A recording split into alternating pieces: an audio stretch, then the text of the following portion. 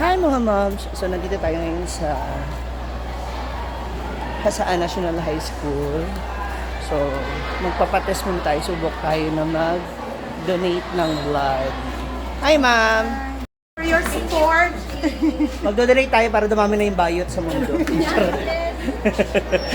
Pwede ba kahit green yung dugo ma'am? And since this is my first time actually na magdo-donate ng blood. May examination pa pala tayo ngayon. Ang nakakaloka nito, lika rito. Ikaw ang translator. Okay. Oh. Maayo ba imong pamati? Oh, Your health is good today? Quiet.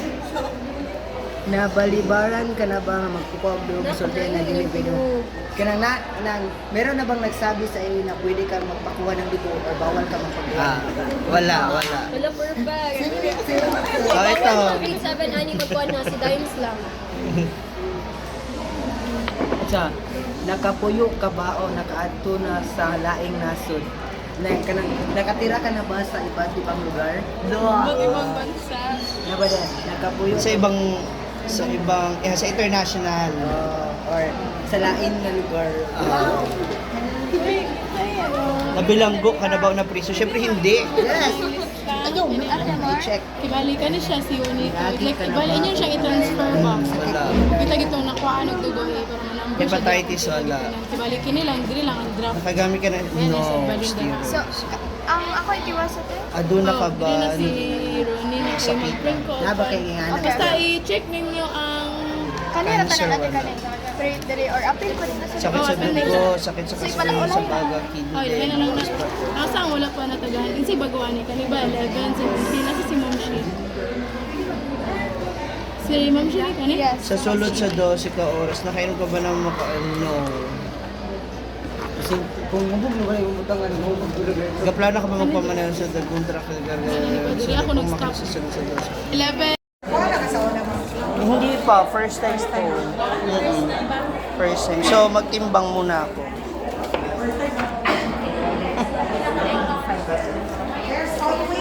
Ang bigat ko, 95 ako. First time. Kaya lang, di ba maapektuhan yung ano? Maka-donate na. Ah, opo. Honestly, type B ako. Hindi ko talaga ano. Hello po. Type B pala ako. Hindi ko kabal. Apa. First time Ngayon naman, BP check tayo. Malaman natin ka ng blood pressure.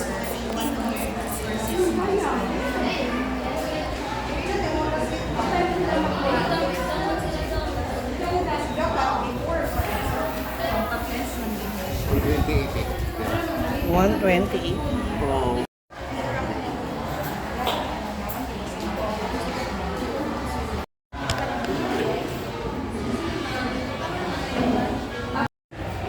So, sit ako na.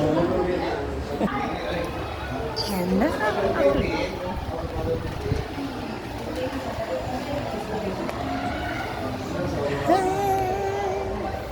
First time ko, ma'am. Sige lang. Hindi ba masakit? Masakit. Sakto lang, ma'am. Yung pinalag ka ng langgam, pero times 3. Tapos isang kumpol. Pagtusok lang, ma'am. Tapos isang kumpol yung langgam.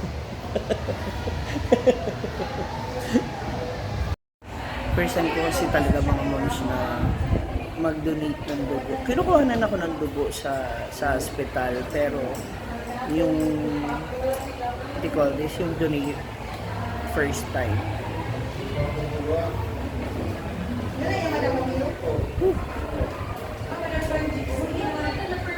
Nakaka-nervous kasi parang ilan na lang kami mapasok sa top 10. Mostly mga ilang minutes po tumatagal yung 10 minutes po. pagkuha ng dugo.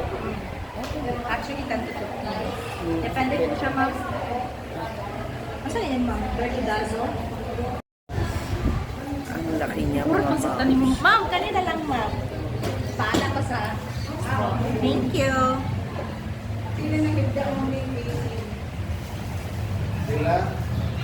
Sakit? Wala pa.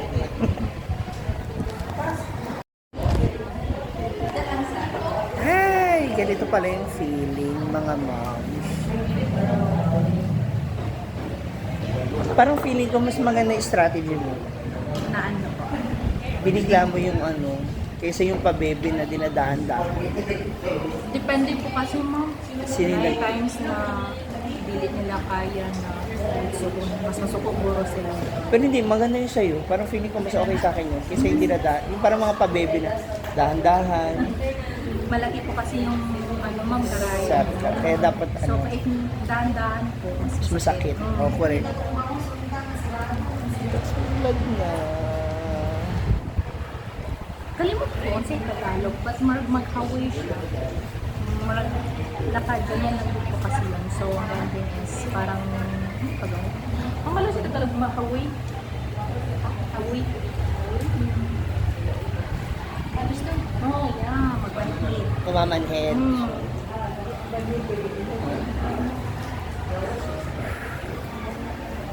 Ma'am, may bawal po tayong inumin, ma'am. Bawal po tayong soft drinks, energy drinks, tsaka coffee and alcoholic drinks for 24 hours. Ano lang po, any drinks that has caffeine. Okay lang po. Bawal Kape? yung, yeah, Bawal yung kape? milk tea. Yes po, bawal ang kape. Katatapos ko lang magkape kanina. Okay lang. Pero after, After dito, water lang muna. water, fruit juice, gatas. Yun. Okay na ako sa water.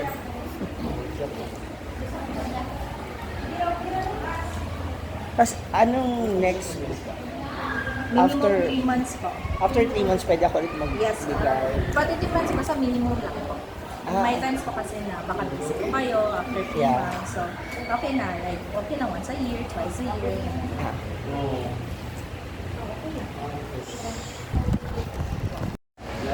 So, ito na mga ma'am. So, tapos na yung ating pagkuha ng blood. May pa-freeze na sila dito. And, yellow card.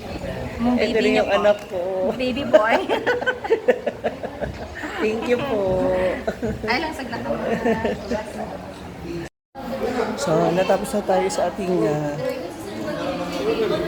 donate. Ma'am, balik na ako sa store. Thank you. What?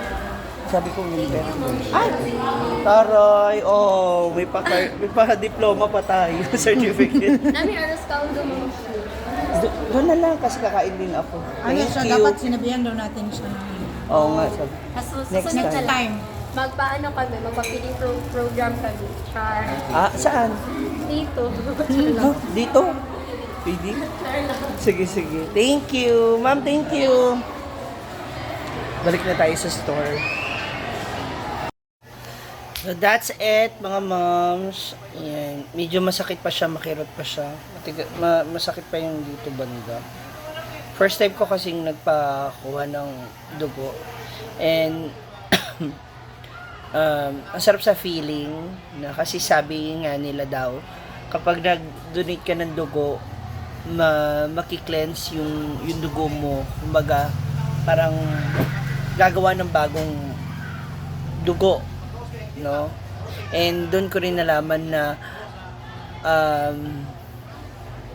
yung mga sakit natin sakit na nakukuha natin sa high blood, sa kung ano-ano pa, it's hindi naman pala siya nasa dugo, sa katawan natin. Yung dugo lang natin, yung nagbibigay ng, what you call this, siya yung nagbibigay ng, nagiging sukatan para malaman mo kung high blood ka. Pero hindi porket high blood ka, tas yung dugo mo na ipapasa mo, i-donate mo, maha-high blood na rin sila.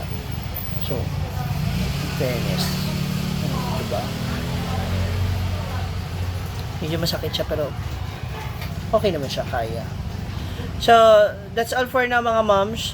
So, maya-maya na ako mamamalengke. Pero hanggat maaari, siguro baka hindi ako yung mamalengke. Baka ipakisuyo ko na lang. Or kung hindi man, mag-aano ko ng ibang mag-aano para na sa ganun, hindi ako magbuhat-buhat kasi bawal daw siya pwersahin. Sabi nga ng nurse, kasi baka since malaki yung karayom, mag-ano yung wounds o yung dugo mo sumirit. So, may tendency na baka pag napwersa siya, ma-trigger ano yung dugo mo. Ayan. Thank you so much again. And dun sa mga teachers na nag-encourage sa akin, maraming salamat din. Thank you so much. And sa mga student na nag-assist kanina, thank you so much. Medyo nakakakaba siya, especially kung first time mo. Kakabahan ka talaga. Lalo na laki ng karayom. Pero, yun nga, siguro naging ano ko lang kanina, ang inisip ko lang talaga is at least may matutulungan tayo na nangangailangan ng dugo. Kasi, 'di ba? Wag naman sana. Darating din naman ang panahon na baka pag ikaw yung nangailangan, baka mahirapan ka. Kasi 'di ba may mga ganung instances na kinukulang sa dugo, wala kang mahanapan ng dugo. So, might as well gumawa tayo ng way natin to help others, 'di ba? Kasi sooner or later, wag naman, no, baka ikaw naman yung mangailangan or yung kapamilya mo o yung kaibigan mo, kakilala mo, sila naman yung wala maibigay na dugo. So, thank you so much for watching and ingat tayong lahat. God bless!